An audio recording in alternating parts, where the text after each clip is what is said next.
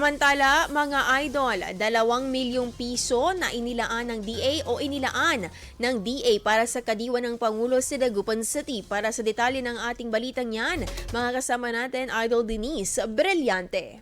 104.7 IFM. Report!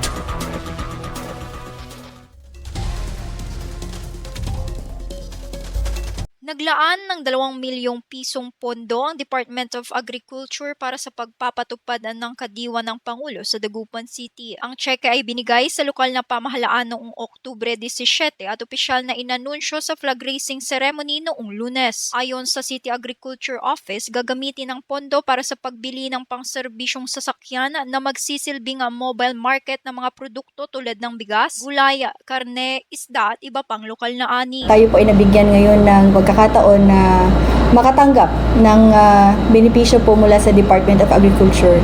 Ito nga po yung pagbibigay po sa atin ng pondo worth 2 million pesos para ho gamitin natin na pambili po ng kadiwa ng Pangulo Van. Ang kagandahan po noon, ibig sabihin po noon, mababawasan po ngayon yung patong.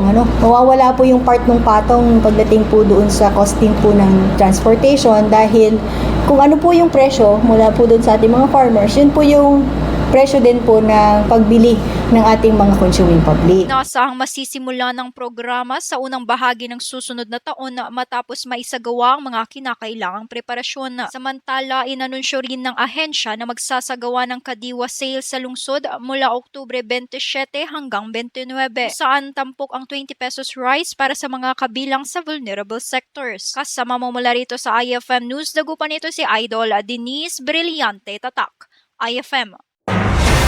IFM News. IFM News. IFM News.